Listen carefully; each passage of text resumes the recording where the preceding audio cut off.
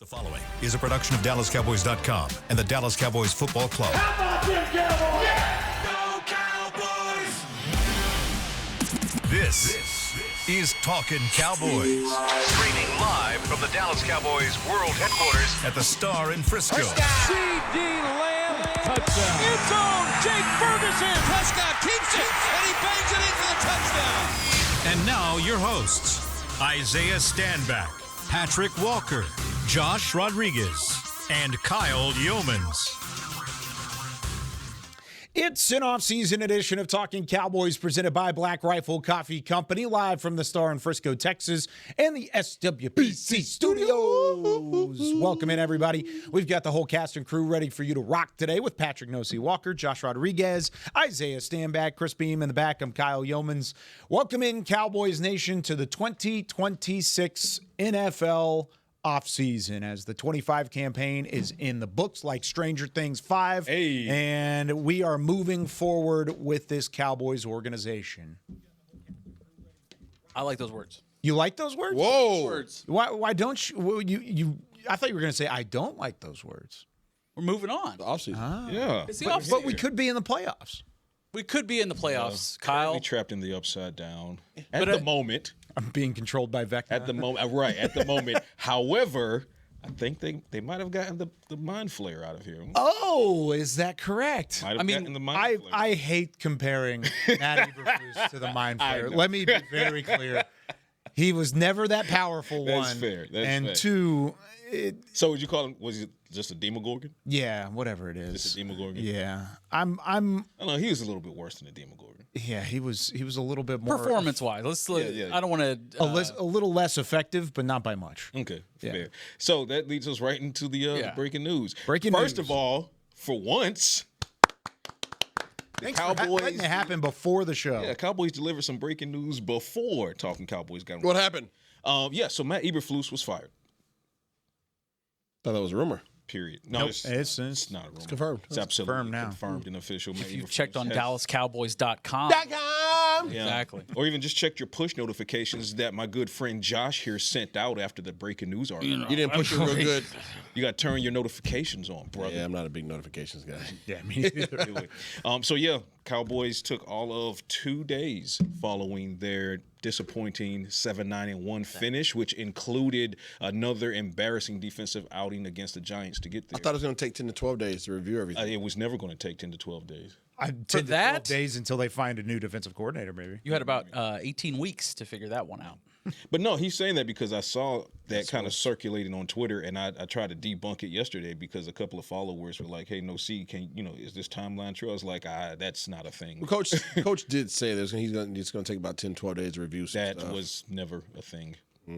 Yeah, that was. They were trying to get through their exit interviews with players. And then once they got through the exit interviews with players yesterday, they were going to immediately turn their eyes toward the coaching staff to start making decisions. And obviously the most prominent decision needed to be made was on Matt Eberflus, hence the news landing this morning that Matt Eberflus is out and the coaching search can begin, but they're not quite done, I'm told. So when you heard Jerry Jones saying things like, the defensive failings were, quote unquote, not all on Eberflus, that was a glaring implication that he's going to review the entirety of the defensive coaching staff to see who stays and who goes. What will be interesting is the timeline in which those decisions are made, because now I'm going to go to my analyst hat. So that's the news portion of it. My analyst hat is, as you're sifting through some of these front runners for potential replacements for Matt Eberflus, I'm curious how the Cowboys choose to handle it. Do you go ahead and clean house on the defensive side of the ball so that you can look at the new defensive coordinator or these candidates and say you can come in and build completely as Eberflus did, or I need you to keep one. Or I need you to keep one. I'm come on with it. You want me to go ahead and say what I'm going to say? Go ahead and say what you're. Some of the person that I would like for you. Yes, Is it along the defensive line, buddy? I would like for you to retain Aaron Whitecott. Yep. Okay, we're on the same page. Gotcha. So outside of that, when I say clean house, it doesn't necessarily mean throwing the baby out with the bathwater. And I think firing Aaron Whitecotton would be throwing the baby out with the bathwater.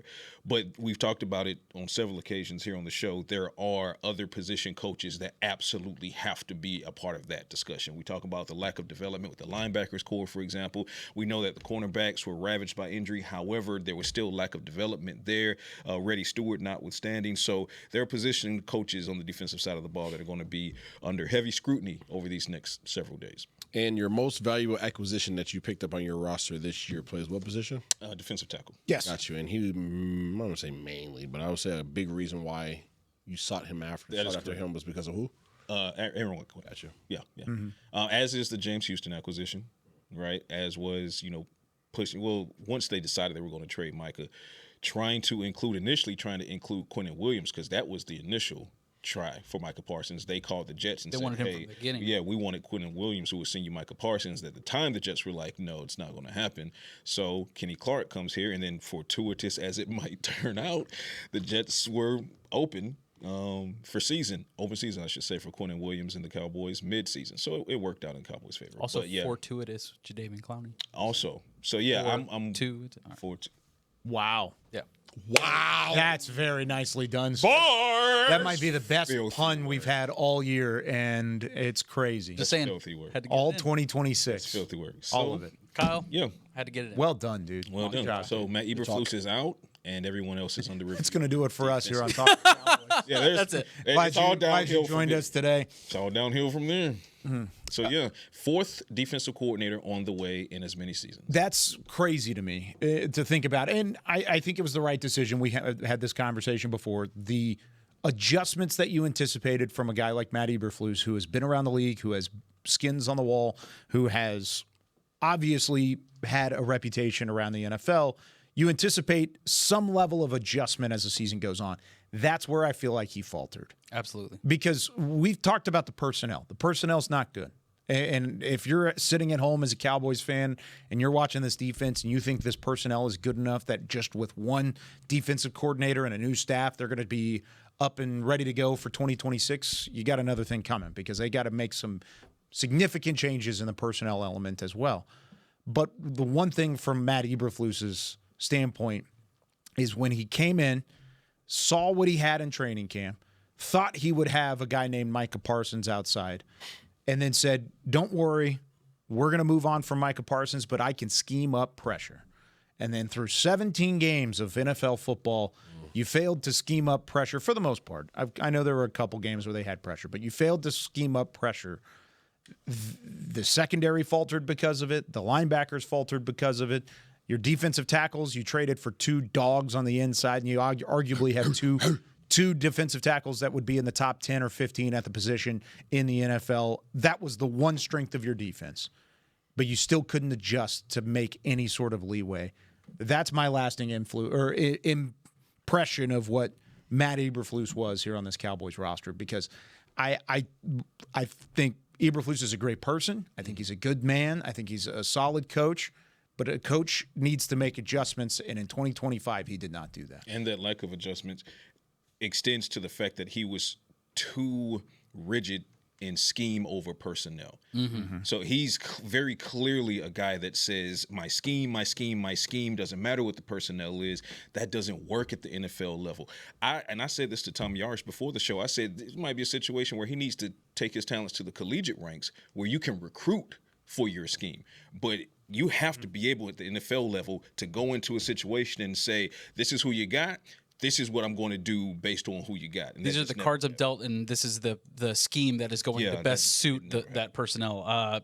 There's a great tweet by Nick Harris when he was speaking to Dante Fowler yesterday about Eberflus and the scheme, and I really like this quote from Dante Fowler. We got the guys. We just need to put them in the best position to make plays. That's it. I don't care how good you think your scheme is. You just got to evolve around your players. Take your players' opinions on some things and try to put your players in the best position to make plays. Wow. That's from Dante Fowler. It's almost like some guys have been saying that. But I still don't think we have the guys, though. Yeah, and I think he was dealt a bad hand in all of this, too, because he expected to have Micah Parsons on his team.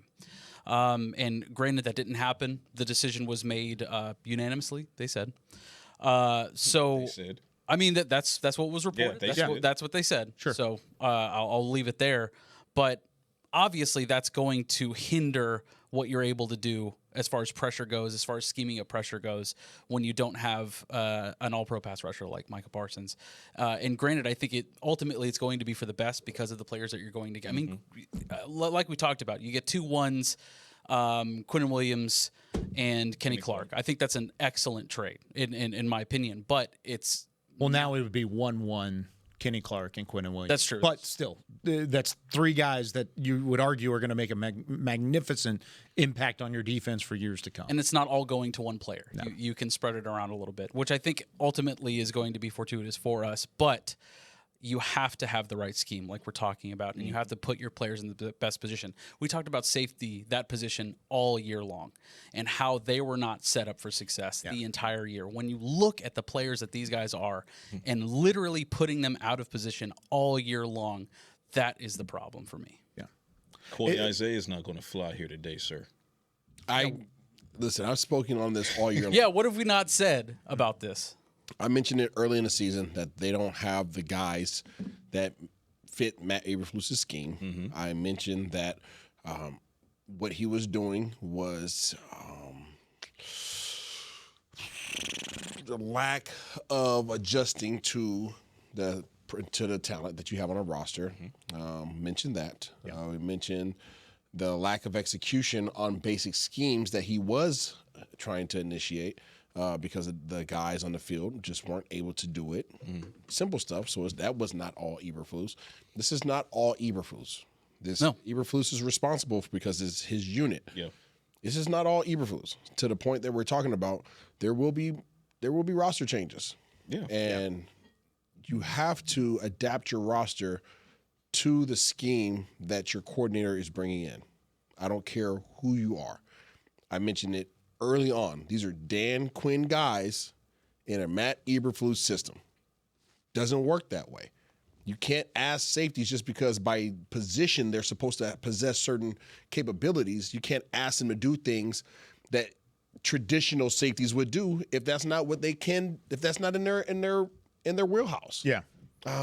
You didn't have corners that felt comfortable playing a lot of zone.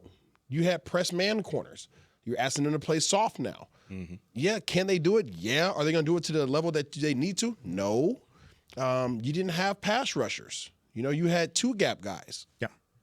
These are all things that were indicative of not working for that scheme.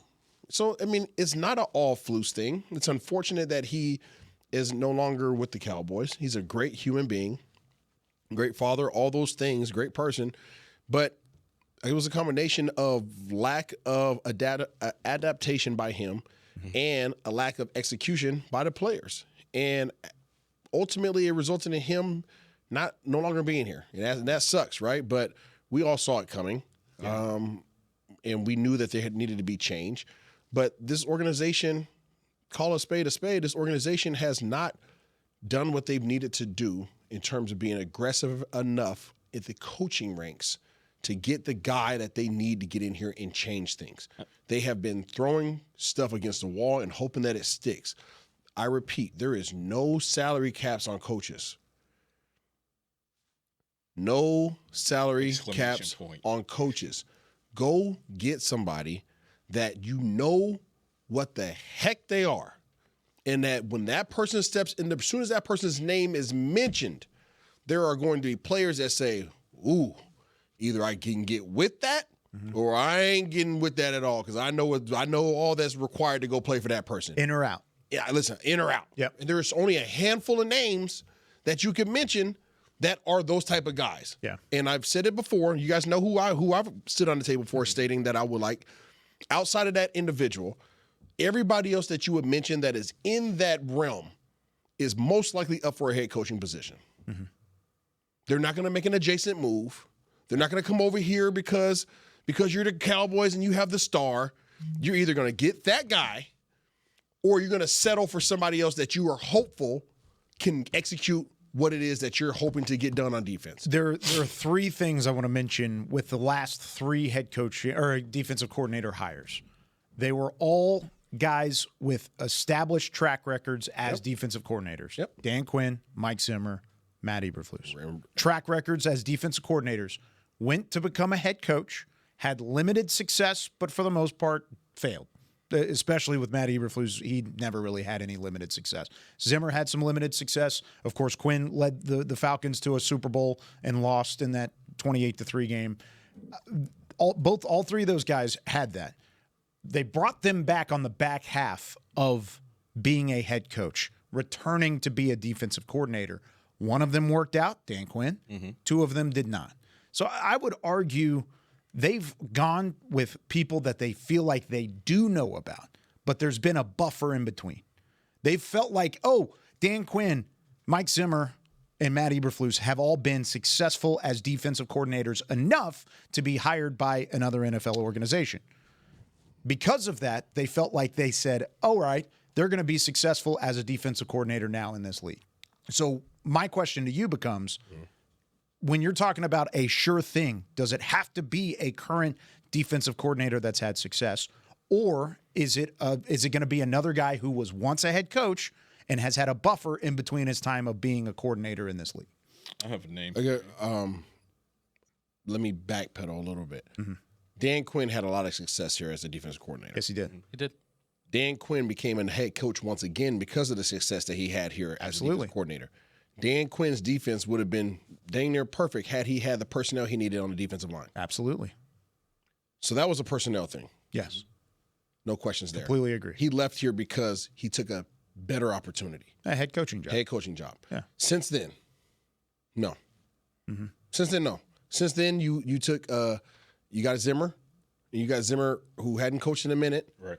And you had Zimmer who had something that he was known for that wasn't very revolutionary, but it was like, okay, this is what he is. He's an older version of Brian Flores, right? That scheme. Then you bring in Eberflus. Eberflus is legitimately came off the heels of getting fired. Mm-hmm. Mm-hmm. And you're like, as a head coach. As a head coach. Yes. His defenses were considered to be solid, right? And the offense was always the issue out there for him. So you brought him in thinking that he was going to be the solution. The only thing with Eberflus is Eberflus didn't have an aura about him. I mentioned that to you guys when I went out there to do some offseason stuff for voting. I was like, I stepped in the room. No, you were on it. He did not command the room. Yeah. Right. That was just for the half hour that I was in that space. I was like, probably a great dude, doesn't command the room. Yeah. So bringing him in as a defensive coordinator, I was like, I don't see how that's going to work. Hopefully it works, but I saw him in front of a bunch of men and all those other guys looked at him like, eh. So I didn't see it really working out. I didn't think it was going to be this bad. But the person I'm talking about, you guys know this, right? Mm-hmm. Rex Ryan, we could talk about this, and I'm going to get laughed at, all that kind of stuff. No. There are no other – I hear you. There are no other names. I don't care who you mention. You could say the guy that we can't say right now because he's still under contract. He'll be a head coach. I'm telling you that right now. He will be a head coach. Somebody's going to give him. Most likely in Las Vegas. He'll be a head coach in Las Vegas. I'll say that right now. So that's a no. Also, there's no for other reasons why he would never come here. Mm-hmm. There is nobody else that you guys can bring up to me that you'd be like, ooh, I know exactly what he stands for.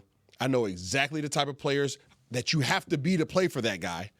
You either get with it or you get gone type of guys. Everybody else that you would mention would probably be like, yeah, they'll work with what you have. They'll make it happen. No. I want somebody who's like, when that person's name is mentioned, you're like, oh, crap. Okay, yeah. I know this person's either aggressive or this person has this style of play, whatever it is. Like, what the identity of their scheme is before you even step in the room. Before you even looked at the roster. You know what you have to be in order to play for this individual. Please. Okay, so caps lock, hell no on Rex Ryan.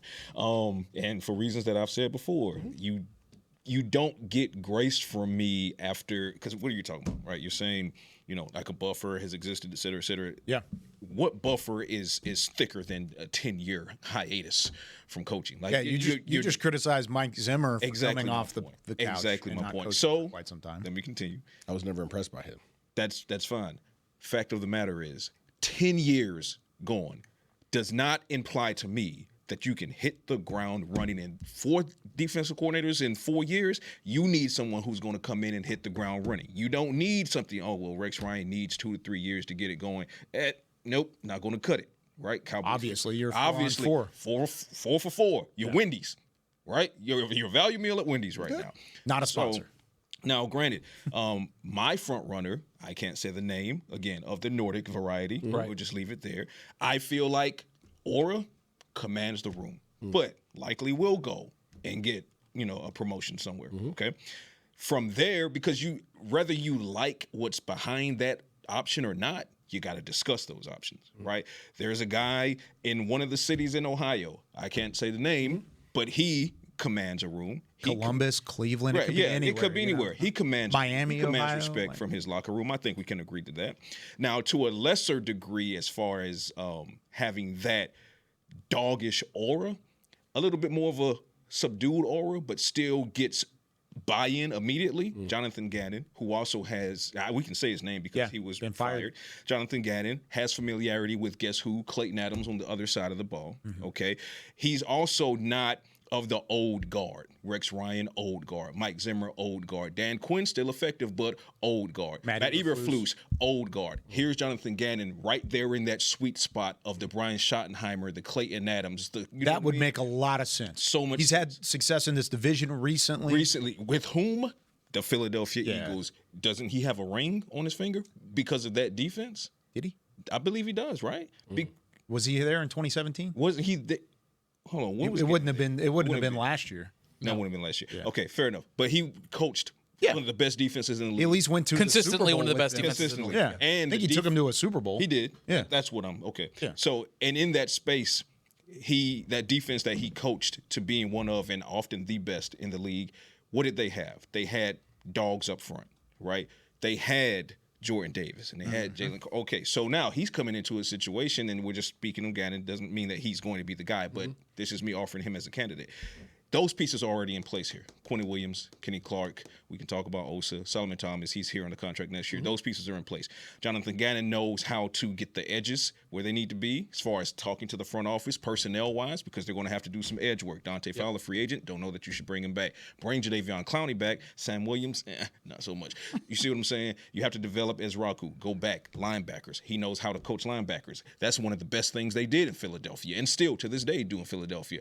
Linebackers, but it also goes to having the right personnel there to 100%. develop those guys, right? So names like Jonathan Gannon are going to be front runners because I'm telling you right now, a guy like Clayton Adams, he's already on the phone with Schottenheimer and Jerry and saying you should give this guy a look, bring him in for an interview. So I hear what you're saying, but I feel like it's time to move on from the old guard. You know what's really kind of funny? Not to interrupt, but just to take a look back at Jonathan Gannon's list of coaching hires and where he's been. He was in Minnesota from 2014 to 2017 under Mike Zimmer. Right after that, he was hired as the defensive backs coach in 2018 by the Indianapolis Colts under Matt Eberflus. And then he goes to and is the defensive coordinator, had success with Philadelphia for 2 years there. So yeah, listen. Kind of funny that to look at it that way. When you see, I'll put it this way, really succinctly. When you see Jonathan Gannon get fired by the Cardinals and players start tweeting images of them hugging him, telling them how much they'll miss him, if you show me a single Cowboys defensive player that tweets that type of image from Matt Eberflus. Maybe Kenneth Murray. Oh, yeah. Yeah. Yeah. Don't get me started. I imagine so. Which, you know what? That's messy. I'm sorry. Which kind of goes to another point I was going to say. That was also Matt Eberflus's undoing, is inconsistency and accountability. I talked to so many players on the defensive side of the ball in the locker room, day in, day out, who just could not understand why they were not getting the rightful shot at ascending on the depth chart when you have guys like Jack Sanborn who was struggling, Kenneth Murray who was struggling. Hell, we just watched the Giants game where Osa got benched for an offsides penalty. And then not long thereafter, Solomon Thomas. I'm sorry. And then not long thereafter, Kenneth Murray with the boneheaded late hit out of bounds. And doesn't get pulled. Yeah. What the message that sends to the locker room is outrageous. So there was no buy-in immediately. And then everything just started to unravel once they realized Eberflus had his guys regardless of how poorly his guys played. I want to continue this conversation. I want to hear your thoughts that I rudely interrupted a moment ago. On the other side of the break, once again, Matt Eberflus fired as the defensive coordinator after one season here with the Cowboys. Taking a look at what could possibly be next for this Cowboys defense when we come back with more Talking Cowboys. How's it going? You see that Cowboys game? Oh, I watched. Been seeing some good things. Totally. They have some talent. Yup, some great talent. And they got some fight. Hoping this is the year. Me too. Oh, I'm Cody, by the way. I'm Travis. Nice to meet you, Travis. Go Cowboys. Go Cowboys! Make a new friend based solely on their shirt choice.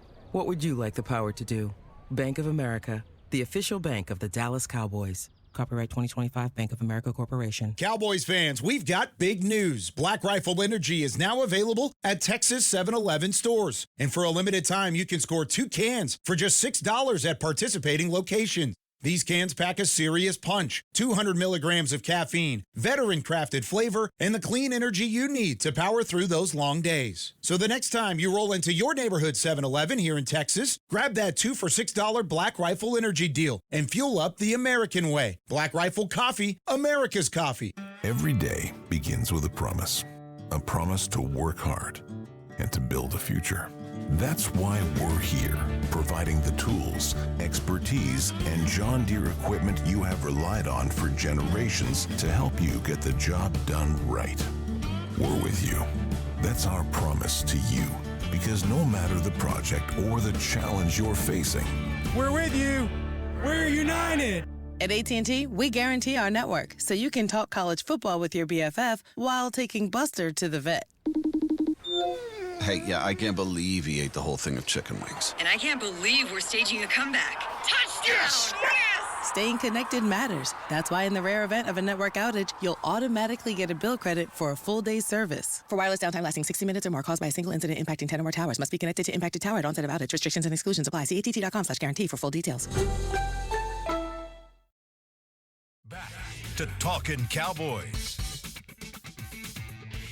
Back here on Talking Cowboys, presented by Black Rifle Coffee Company, the official coffee of the Dallas Cowboys. This segment is brought to you by Invisalign, the official smile of the Dallas Cowboys. Matt Eberflus fired as the defensive coordinator in Dallas. Isaiah, we were talking in the previous segment about how you can have stop it. How you can find a guy worth replacing, because based on your initial reaction, and I don't disagree with you, by the way, I'm on the same page as you are. If you don't go get a guy, a proven commodity, somebody that you can bring in here and trust, that despite having a lack of talent on your defense, which is fair right now, you have some high-end guys, and then you got a bunch of nobodies on defense. Let's call a spade a spade. They've got to be welcome to doing something with that. If not, why even move on from Matt Eberflus if you don't have a possible replacement in mind? May I really quickly just jump in to say, I think a part of this conversation needs to include consistency, because we don't want to be here in a year's time saying the Cowboys have moved on from their fifth defensive coordinator in 5 years. And even if it's successful, I mean, that also means if you're going after a guy that's, the best of the best currently, that has, that hype behind them, they will also be considered for a head coaching job because of the platform they would be on going forward. Even if especially if they're being talked about in head coaching realms right now, and they don't want necessarily the Raiders job, for instance, or the Cleveland job. There's 6 jobs available. There are 6 NFL head coaching jobs available as of today. But so when you do make this hire, are you guys considering the idea of making sure this is a consistent hire? This will be the hire that we will build around for the next 3 you got to at least give them 2 years. Which also goes to getting away from the old guard. So my whole thing is, when you start talking about coordinators, there has to be an identity. Like before, like you have to have identity, and then you have to have a personality, right? Because the identity and the personality can't be separated. You need the personality of the coach to be manifested through the players. This is where I feel you on Rex Ryan. Yeah. I genuinely do. Yeah. Because that personality that embodies their defense. Absolutely. Right? High energy, no nonsense, run through your face, we're going to be uber aggressive. If we're going to lose because we just got beat on something while we were blitzing, trying to get your quarterback. It's 1v1. It's 1v1, mano y mano. Yeah. I'm calling you out as a man. Like, you know what I'm saying? Like, yeah. There's an energy, there's Toughness. an aura there. I'm not saying that it doesn't exist other places, right? I'm not saying that. I don't know all these guys individually, but there isn't any other names that you guys could bring up to me. And I understand that he's been gone for a minute. I understand that he's old school. I'm old school, so that's why I'm kind of leaning towards that direction. There aren't any other defensive coordinators that when I hear their name, I know their scheme and I know what they're about, that are not going to be considered for head coaching jobs and that who already do not possess defensive coordinator positions. Most of these guys, if they're very successful at their job, they're not going to leave where they're at to go for an adjacent job. Because then in the next coaching style or coaching cycle, if they don't get a coaching job this cycle, they have success in the place they've already been having success, then you go again. Dan Quinn, 3 years here with the Dallas Cowboys, a great example of that. But that's unless they feel like they can work with Dallas's personnel more and have more success making that lateral move. I'm not doing it. I'm not leaving. I'm not leaving a defensive coordinator position to make a lateral move. Right, to make a lateral move. It's just not happening. Right? So that's what I'm saying. So the guys that you guys were most willing, now you mentioned a coach who's fired, okay? That's a potential. But everybody else that you respect in the defensive coordinator position has a job already. They already have a job. So you either have guys that have been waiting for the perfect opportunity, you have guys that have just got fired, or you have guys that are waiting for the head coaching spot. That's really the pools you're living in. I think there's or you're going to college and you're pulling somebody up. I think there's a caveat to that. The caveat to that would be, example being, the guy who lives in Ohio. If you're in a situation where, yes, you're a defensive coordinator, but you don't like what's going on when you look around within that particular organization, it's a mess on that side of the ball. It's a mess, whatever, and your future is uncertain, and you just don't like the overall direction, I'd be willing to take a lateral move to something that is at least more promising, that might have more money attached to it. Go to a place that just got rid of the last 4 guys? That is at least more promising. It's true, though. You know what I'm saying? Like, more promising. No, hold on. But the difference being, look at what's happening in that particular organization on the other side of the ball versus what this side of the ball looks like, respectively. If you understand what I'm saying. I understand what you're saying. There are no concerns. Or I should say there are little concerns, because there's some growth that Shadi has to do. But there are few concerns on the offensive side of the ball. So if I'm that defensive coordinator, I'm looking at the whole of the situation and saying, well, the situation I'm in, man, this house is burning down. And if you're that organization, are you going to allow that person to walk out the door without giving them the bag? You're gonna offer it, but again, it's still on that person to say, well, now it's a conversation within myself to say, okay, well, I could take a little bit more money here because they're up in the bag for me to stay. Yeah. However, that more money doesn't stop the fact that the house is burning down. Guys don't want to jump around. I'm just saying, coaches do not. They have families. They don't want to be jumping from place to place. You have 3 little minions. Yep. If you move to 3 different cities in the last 4 years, your wife's gonna be like, sit down. What are we doing? What are we doing? Right? Like, so I understand. I respect what you're saying, and I understand it. Set that account balance. It says, hey, but guess what? We can make it. But wherever they're at, if they're homeschool, wherever they're at, whatever coaches we're talking about, if they currently have positions with organizations, those organizations value them. They're going to give them the bag. I repeat, there are no salary caps when it comes to coaches. This is a blank check. Yep. If the owner wants them and doesn't want them to leave, they will sign whatever they want to, and you may or may not find out what they're making. That's how you kept Jason Garrett as offensive coordinator. I tell you what, we're talking about candidates who will receive offers in some way, shape, or form, right? Whether they are currently under contract or they were just fired, they're going to get offers. Let me know when Rex Ryan starts taking a bunch of interviews. I hear you. There's a reason he's not getting interviews. He was here. He was interviewed here. Yes. When? A couple years ago. When? When I talked about him last time. You're talking about before. And you guys laughed at me, and then he brought him in for an interview. That's on the menu. I don't think that one happened. I will say, I think over the last 2 hires, Zimmer and Eberflus, this front office has consistently tried to find that same spark or that same experience level of Dan Quinn, just to try and replicate some ounce of success that they've had with him in the past. Not saying Zimmer and Eberflus were the same person. They were not. Yep. However, trying to find a former head coach with skins on the wall who has been around it, has had success as a defense coordinator, all of these elements here. You're talking about old school. You're talking about new school to a certain extent. Yes. Is this a time where a new school head coach with Brian Schottenheimer, who's going to have heavy influence on this hire, is it time for him to go new school and give somebody a shot? Give somebody that hasn't been a defensive coordinator. Isn't that what he's been doing on the offensive side of the ball? He has been, yeah. Clayton Adams and Connor Riley, right? He's giving guys titles. I'm just saying, he's giving guys a shot who otherwise may not have. It is a title. I don't think it carries nearly as much weight. My point being, to Cal's point, the defensive side of the ball, for the most part, that Eberflus hire, that was not shoddy. So and clearly it was not. And neither was Zimmer. This will be a shoddy hire. Oh, the fingerprints will be all over it. I'm curious though, if the conversation at any point, because this is going to be a long, for sure, speculation between 10 days. It's going to feel like a year. It's going to be crazy. Yeah. But I kind of wonder if internal conversations start to happen as far as making a hire within. Oh, curious. Making a hire within. Who would you hire within? We can talk about those guys. There's only one guy I would even consider. Consider? I mean, how would you guys feel about White Cotton? That's the only guy I would consider, but that's not the move I would make. But in the realm of consideration, I think we have to talk about it. I don't know his abilities of calling plays. Same. I know he's an amazing defensive line coach. That's what I know. Yeah.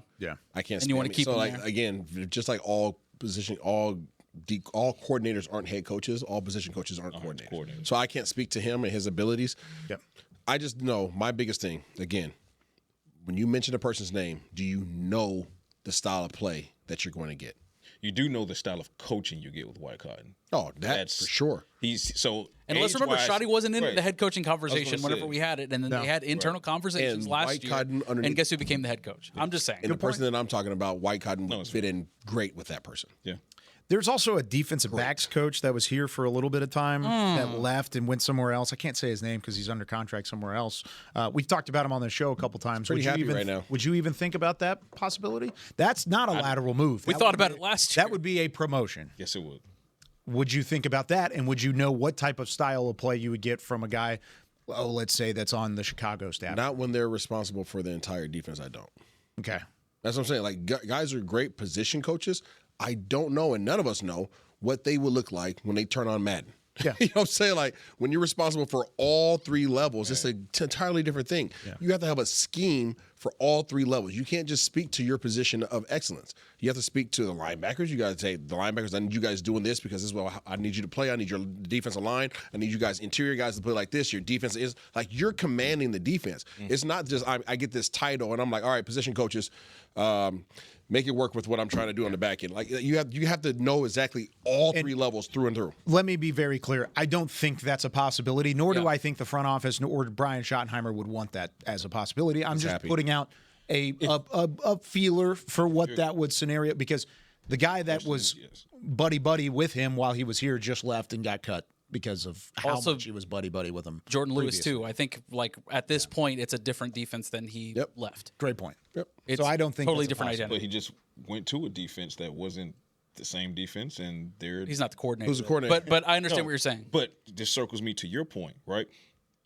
Granted, there are some position coaches that you don't know about. But I think this particular gentleman is above that particular take because of Mike McCarthy. Mike McCarthy did this particular guy a huge favor by naming him assistant head coach and bringing him into those meetings so he can have the greater scope of things, right? So it made his it expanded his thought process beyond just the defensive backs in Dallas. So that's why the name we're talking about, I would be completely on board with, because, again, Isaiah makes a valid take. However, I think this guy is above that take because he got the scope, the grand scope of things, thanks to Mike McCarthy and how he chose to handle him when he was there. Yeah, I just don't know if it's a possibility. I don't know if it's a possibility. I don't think it would be. And I know that somebody on Twitter brought up the guy in the Pacific Northwest, and I love that we're doing this. We're a big geography show. Pacific Northwest. We love the United States And, from coast to coast. Right. Absolutely. And my America's team. Absolutely. My thought process on that is I just don't see that gentleman with the success that he's having. He ain't leaving. Turning around and coming back to an organization he felt slighted by not giving him a rightful chance at being the DC here in the first place. Would have been awesome, but he ain't leaving. Yeah. All right. When we come back, I'm not leaving. I want to have a quick segment about the personnel on the defensive side. I've got a couple questions that you need to answer. Oh. Because the Cowboys need to answer those questions. Yeah. Coming up in a matter of moments. When we come back with more Talking Cowboys. At AT&T, we guarantee our network so you can talk college football with your BFF while taking Buster to the vet. Hey, yeah, I can't believe he ate the whole thing of chicken wings. And I can't believe we're staging a comeback. Touchdown! Staying connected matters. That's why in the rare event of a network outage, you'll automatically get a bill credit for a full day's service. For wireless downtime lasting 60 minutes or more caused by a single incident impacting 10 or more towers, must be connected to impacted tower at onset of outage. Restrictions and exclusions apply. See att.com/guarantee for full details. Cowboys fans, we've got big news. Black Rifle Energy is now available at Texas 7-Eleven stores. And for a limited time, you can score 2 cans for just $6 at participating locations. These cans pack a serious punch, 200 milligrams of caffeine, veteran-crafted flavor, and the clean energy you need to power through those long days. So the next time you roll into your neighborhood 7-Eleven here in Texas, grab that 2 for $6 Black Rifle Energy deal and fuel up the American way. Black Rifle Coffee, America's coffee. If you shout, "How about them Cowboys?" you have that undeniable passion that's the heart of Cowboys Nation. And if you like to drink Dr. Pepper, you love the unique blend of its 23 flavors. Together, your one-of-a-kind fandom paired with the one-of-a-kind taste of a delicious ice-cold Dr. Pepper is the game day lineup that can't be beat. Better yet, gather your Cowboys and Dr. Pepper fan friends to watch the next game and crack open a delicious ice-cold Dr. Pepper for everyone. The wins will be even tastier. It's a pepper thing. It's the official men's skincare brand of the Dallas Cowboys, Jack Black. And right now, Cowboys fans can get 15% off their $75 order. Plus, because every deal needs a playmaker, your order will include a free 5-piece skincare set and free shipping. The Jack Black Playmaker is 4 of Jack's favorites and a full-sized intense therapy lip balm. Make a play for the Playmaker at getjackblack.com/Cowboys with the code CowboysVIP. That's getjackblack.com/Cowboys with the code CowboysVIP. Back to Talkin' Cowboys. Back here on Talking Cowboys, presented by Black Rifle Coffee Company. Look who's back. Isaiah Stanback. No longer Coy. Just behind the curtain, you're dealing with a sinus infection. Bro, something. I don't know. Yeah, I don't blame you. Banging. He's not Coy Isaiah today. No, he is pressure. Out Pressure Zay. He is. Yeah, pressure Zay. Bro. Pressure makes diamonds, right? That's what they say. That's what they say. Scientists over there scheming up pressure. At least somebody. Yeah, I was going to say, yeah. Sorry. Somebody's doing it. Sorry, that was messy again. All right. I got a bit of an exercise, per se.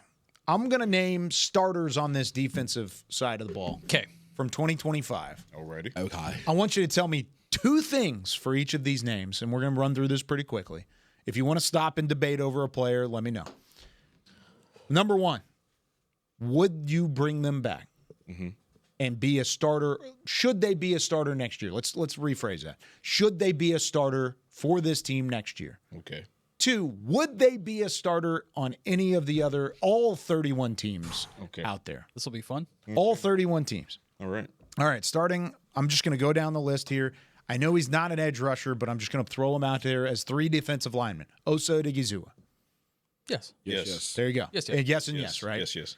Kenny Clark. Yes. Yes and yes. Quentin Williams. Yes. Okay, so let's go ahead and move those guys out of the way. We're good there. Edge rusher, I'm just going to throw out Dante Fowler Jr. No, yes. Oh, wait, sorry. Yes, no. You would bring him back, but you would not see him as a starter on the other 31 teams. No. He was very vocal about not being healthy this year, being hurt, and, of course, vocal about the scheme. I would like to give him another year, a healthy offseason, and see what he can do. I would like to bring him back. It's going to be on a discount, too. Would he be starting? No. I think, no. I think that's a progress stopper for Ezraku. Yep. Could be. Donovan Ezraku, that's yes. Or yes and maybe yes and maybe no. Yes, no. But it's going to be unfair a yes. to answer the second It's question a for yes, rookie. no. You know Yeah. what I mean? It's not unfair. He's in the NFL. Okay, yes, no. And I agree. And that might change. But he Right will now, turn it's into a yes, in my opinion. As of right now, it's a yes, Yeah, no. as But of you're right now, right. it's a yes, no. Jadeveon Clowney. Yes. Yes. Yes and yes. Yes, And yes. yes. Okay. DeMarvion Overshow. Yes, Yes and yes. Yes, no. I think I'm there with you. Yeah, You got to be he'd on be the starting. field. You got to be on the field. But when he's on the field, he'd start. Best ability is availability. When he's available, he'd start. When we can say when kickers When, make the if, field goals, we're they're not- great. Where, why, what, how. Are we adding a third question of can they be available? No, As it's so all that's what I'm encompassing. saying. So then, yes, I'm just going to. That's the debate. I'm assuming every one of these guys Hey, are healthy at the time of this question. When he's healthy, he's starting for other teams. I'm assuming every one of these guys are healthy at the time of this question. Okay. Yes, yes. Okay. Kenneth Murray. No and no. No. Yeah, no. Isaiah, UFL. would you like to? UFL. No. I'm gonna say yes, no, You would bring him back, not a starter. Correct. Why would you bring him back? because I think he's a good player. I just think that he needs better coaching. Interesting. More accountability or better scheme? He doesn't have the vision. He's a hell of a hit. He's a tackler. He's a tackling machine. I don't care what nobody says. His vision was terrible. Oh, so he's started off decent. Isn't part of that Player. instinct though? Yeah. Part of it is instinct, but part of it is coaching. We don't know what the heck's going on in that room in terms of keys and eyes, vision, and all that stuff. So I want to see more from your younger linebacker core. No. He's not Wanda Maximoff. If you ain't got the vision, you ain't got it. Donovan Wilson, safety. depends on the D coordinator. Yes, no. No. I'm saying no. I'm saying I think depends on the D coordinator. If it's a Quinn-esque coordinator that plays him downhill as opposed to in coverage, Donald can do some stuff for you. If it's a coordinator that needs him to play coverage, the answer is no. Malik Hooker. Yes. No. I'm gonna say no. No. I'm there with you. Going to corners, Kalen Carson. Yes, no. Yes, no. I think there's a development issue there. Yes, no. So yes, no. And you have to have a coordinator that's going to help develop Correct. I'm not done with Kalen Carson yet. him. Deron Bland. Yes. Yes. Right. Savon Revel. Yes. Yes, no. No. On the back. Yes, no. Yes, no. Yes, Yeah. no. Give me a healthy offseason. We'll see. Okay. Reddy Stewart. Yes, no. At safety, Yes, no. You're interested with him at safety. I'm gonna say yes, no. He's a hard hitter. I like what you did there. Yeah. But yes, no. I like that. I'm cool with that. I'd say no if you're going to pigeonhole him into the corner. I give him 7 as a nickel or whatever. Give him 7 pounds. I want. Yeah. I want Let's bulk him up a little bit. 7 pounds of muscle, He's bro. a and singing missile safety, right now. Absolutely. I want Reddy Stewart Already. on this roster. I want him near the I line. want him on this roster. Yeah. Sam Williams. Now I'm going into the second group. No, of no. guys. No. Yeah, and he's up on a contract year, so No. you can possibly see him walk. Logan Wilson. No. Yes, no. No. Why? Yes. I depth wise, I want him on the team. Okay. Solomon Thomas. Yes. No. Yes. I'd say yes. Yes, no. no. Yes, no. Yes. But I'm confident in It's a your rotation depth of there. that, so yes. Yeah, Yeah, yes, no. I'm cool with that. Marquise Bell. Yes, no. Yes, no. Okay. And these are all second tier guys anyway, so it should That's be also yes, no. also depth and special team. Absolutely. With Yeah, potential. yes, to be no. more. Yeah. The, no. the reason for this exercise is to see how many no's we had in any capacity, whether you wanted him back or he would start on any of the other 31 NFL teams. There's a lot of no's there. Lots of no's, period. There's a lot of yes no's. Yeah, you want to bring him back. Yes, you want him as a part of your football team. Yes, there's a lot of guys that I think can help you be better moving forward. But would they be starters in a starting role other than Dallas, Texas? And I think that's probably the biggest problem that we're having. It's like we're used to a certain level of play on the defense when we're talking about how we need a total facelift. Yes. Like you need to lot. clean house on defense. You have tentpole guys, absolutely. The yeses. But some of these yes nos, I'm like, okay, well then at what point do we expect them to make that next step? Coaching permitting, all of these things permitting. I mean, let's clean house, man. This is why you have to attack this offseason in both free agency and the NFL draft. And when I say free agency, I don't mean bargain bin shopping. I don't mean waiting until the third and fourth wave of free agency. I mean, you need to be active in the first 2 waves of free agency. You got to walk away with this free agency with at least one whale. At least a whale. A few. And absolutely. Now, if that whale comes by way of trading in free agency to acquire, Do you have the cap space? You can have the cap space. You're going to make my freaking head explode. You can have the cap space. I know, just because so many people are in sinuses.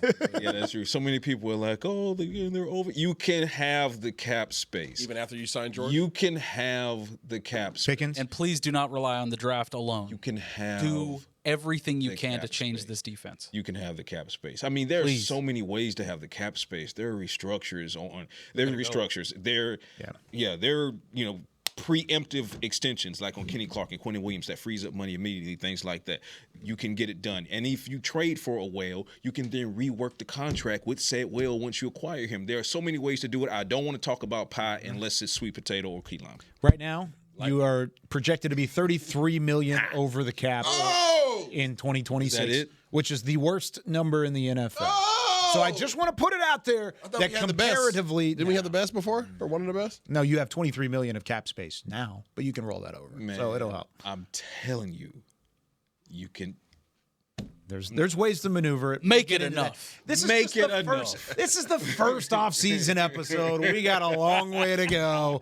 We'll talk about it. Maybe by the time we hit the airwaves next Tuesday at 10 a.m. Central Time, we'll maybe have a new defensive coordinator to talk about. Possibly. Or we'll at least have some interviews to talk about it. 10 days. Well. 10 days. We got a little bit of time. Thanks for watching Talking Cowboys. Hope you had some fun with us over the last 50 minutes. For Patrick Nosey Walker, Josh Rodriguez, Isaiah Stanback, I'm Kyle Yeomans saying so long from Talking Cowboys. We'll see you tomorrow.